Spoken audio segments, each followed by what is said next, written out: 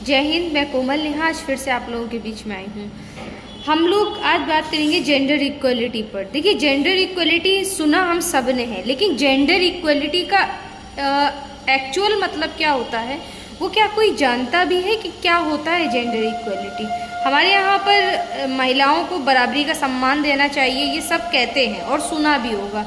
महिलाओं के लिए ये मिशन है, वो मिशन है, ये संगठन, वो संगठन, बहुत सारी चीज़ें महिलाओं के लिए। लेकिन उसके बावजूद भी महिलाओं की क्या स्थिति है और क्या है जेंडर इक्वलिटी का मतलब। जब एक बेटी की शादी हो जाती है, जब बेटी की शादी होती है, तो उसके बाद में उसे अपने ही ससुराल से अपने मायके जाने के लिए, अपने घर जाने के लिए पूछना पड़ता है, परमिशन लेनी पड़ती है।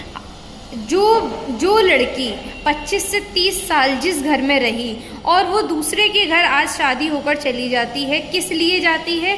वो उस घर का वंश बढ़ाने के लिए, उस घर की हर एक जिम्मेदारी, छोटी बड़ी, दुख तकलीफ, हर एक चीज़ को बांटने के लिए। और वो साल के 365 दिन होते हैं, 365 में 300 दिन अपने ससुराल रहती है। सबका बराबरी से दुख सुख त्योहार, हर एक इंसान के आने जाने में, हर चीज़ में अपनी सहभागिता पूरी रखती है और बराबरी।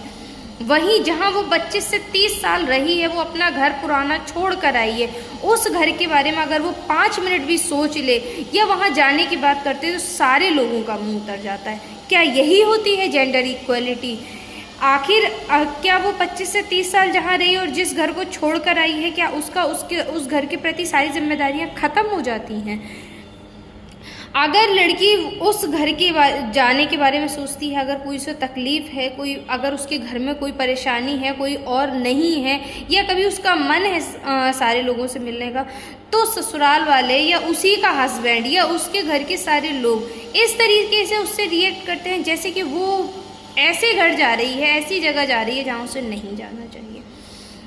अगर जहाँ जेंडर इक्वलिटी की, जहाँ जिस भारत में हम बात करते हैं ना, अगर लड़की 25 से 30 साल जहाँ रहती है और वो विदा होकर दूसरे घर चली जाती है, अगर इसी समाज में अगर जिस दिन लड़की की शादी होती है उसी दिन एक लड़के की भी शादी होती है, तो अगर लड़का लड़की के परिवार को सपोर्ट करने लगे, उसकी देखभाल करने लगे, और लड़की तो पूरी देखभाल कर ही रही है, लेकिन अगर थोड़ा बहुत भी लड़का उस घर को भी देखने लगे, अपनी जिम्मेदारी समझने लगे, जैसे लड़की के माँ बाप सोचते हैं कि आज हमारे घर में दामाद आ गया है, हमारे घर में एक नया बेटा आ गया है, उसी तरीके से वो दामाद भी, बेटा भी ये सोच ले कि आज हमारे पास में हमें एक नया घर और मिल गया है, हमें एक और नए माँ बाप मिल गए, तो वो उसको अपने माँ बाप के साथ साथ, अपने भाई बहन के साथ साथ, अपने रिश्तेदारों के साथ साथ एक और भी परिवार है, और भी घर है, एक और भाई बहन है जिसकी उसे जिम्मेदारी संभालनी है। अगर वो ऐसा करता है तो कहीं ना कहीं जो लड़कियां हैं उनकी आधी टेंशन दूर हो जाती है। तो अगर ना तो लड़का खुद उस जिम्मेदारी को संभालने के लिए तैयार होता है और ना ही उस लड़की को संभालने देता है, तो क्या ये जेंडर इक्वलिटी है? और अगर नहीं है तो इसके पीछे किसका हाथ है? हम और आप जैसे लोगों का, कि जब एक लड़की अगर जाना चाह रही है तो वो उसके मन में बड़ा डर हो जाता है। और ये चीज़ मैं आज इसलिए आप लोगों से बात कर रही हूँ क्योंकि ये चीज़ें मैं देख रही हूँ, मैंने समाज में देखा है ऐसी औरतों को और ऐसी लड़कियों को कि जो अपने ही घर जाने के लिए बड़ा डर के अपने हस्बैंड के पास जाती हैं कि हमें अपने मायके जाना है, आज हमारे भाई की तबीयत ठीक नहीं है, आज हमारे पिता नहीं है, आज हमारी माँ नहीं है, इसलिए हमें जाना है। तो मतलब अपने ही 25-30 साल जहाँ रही है बेटी, उस घर जाने के लिए पूछना पड़ता है। तो ये जेंडर इक्वलिटी नहीं हो सकती, मैं नहीं मानती। और अगर ये सारी चीज़ें आज भी हमारे हिंदुस्तान में बहुत तेज़ी से हैं, बहुत अधिक मात्रा में हैं, तो ना तो इन पर कोई रोक लग रही है, तो आखिर इन पर रोक कैसे लगेगी?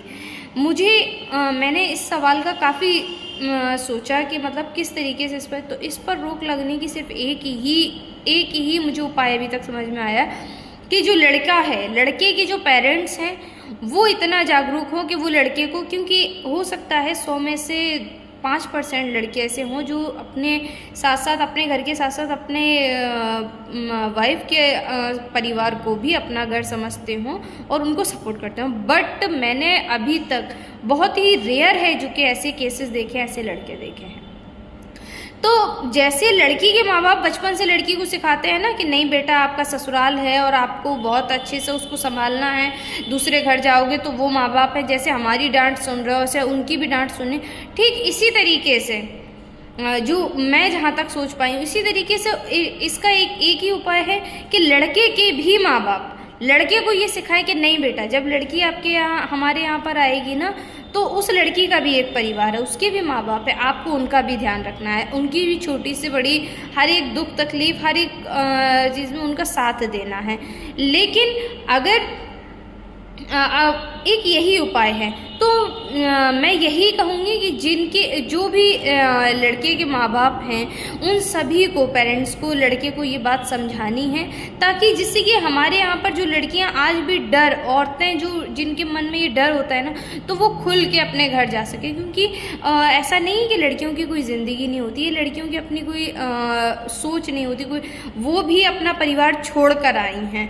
क्योंकि मेरा मानना है कि जब हम किसी को एक छोटा सा कर्ज देते हैं ना, आप किसी को पैसे दे दीजिए, तो फिर उसके बाद में, पैसा देने के बाद में आप अपने आप को बहुत बड़ा मानेंगे और जब आप उससे पैसा लेने जाएंगे तो उसे बहुत नीचा मानेंगे। क्यों? क्योंकि वो आपका कर्जदार है। तो जब बेटी एक माँ बाप देते हैं ना जब किसी के घर में, तो कहीं ना कहीं उनकी भी गर्दन हमेशा, जबकि हमेशा देखा है कि लड़के वाले खुद में बड़ा प्राउड करते हैं, लड़की को हमेशा नीचे दिखाने की कोशिश करते हैं। लड़की अपना घर छोड़कर आई है तो लड़के वालों की गर्दन हमेशा लड़की वालों के सामने झुकी रहनी चाहिए। मैं कहती हूँ झुकी ना रहे, लेकिन झुकानी भी नहीं चाहिए। तो बराबरी, क्योंकि शादी केवल दो लोगों के बीच नहीं होती, दो परिवारों के बीच में होती है। तो अगर आप हमेशा लड़की वाला ही, आप खुद भी देख रहे हैं, मैंने भी देखा है, हमेशा लड़की वाला ही झुकता चला आया, तो मैं कहती हूँ इन चीज़ों को ख़त्म करना चाहिए। अगर आप एक्चुअल बात कर रहे हैं तो झुकना जिसे चाहिए ना, जो सर झुका रहे। क्योंकि जो कर्ज देता है, जो कुछ किसी को कुछ भी देता है, कर्ज ही क्या, किसी को कुछ भी वस्तु देता है या कुछ भी सामान देता है, तो वो हमेशा बड़ा होता है। तो एक बेटी दे रहे हैं, जो बेटी दे रहा है वो बड़ा है। तो जिसने बेटी ली है उसका सर हमेशा झुका रहना चाहिए, ना कि जो बेटी ले आया उसका सर उठा हुआ है और जो दे रहा है उसका सर झुका हुआ है। तो इन सारी चीज़ों पर रोक लगनी चाहिए और इन सारी चीज़ों पर रोक लगा सकते हैं लड़के के माँ बाप। तो मैं यही कहूँगी सारे लोग अपने अपने घर के बेटों को इस चीज़ को सिखाएं, इस बात को सिखाएं कि जैसे हम अपने घर की जिम्मेदारी को संभालते हैं, ऐसे दूसरे के घर की जिम्मेदारी को भी संभालें। जैसे हम अपनी बेटी को सोचते हैं ना कि सुख दें, हर एक छोटी से बड़ी, हर एक उसकी दुख सुख में साथ हों, ऐसे ही दूसरे के घर की आई बेटी को भी हम दुख सुख में उसके साथ खड़े हों। तब हमारे यहाँ पर जेंडर इक्वलिटी की कुछ हद तक बात की जा सकती है। अभी जेंडर इक्वलिटी का मतलब भी किसी को नहीं पता है, तो पहले जेंडर इक्वलिटी का मतलब समझें और उसकी पहली सीढ़ी चढ़ें, तब जाकर हम आगे कैसे इसमें प्रोग्रेस कर सकते हैं ये बात करेंगे। आप सभी का तहे दिल से शुक्रिया कि आप लोगों ने मेरी बात को सुना। Thank you so much.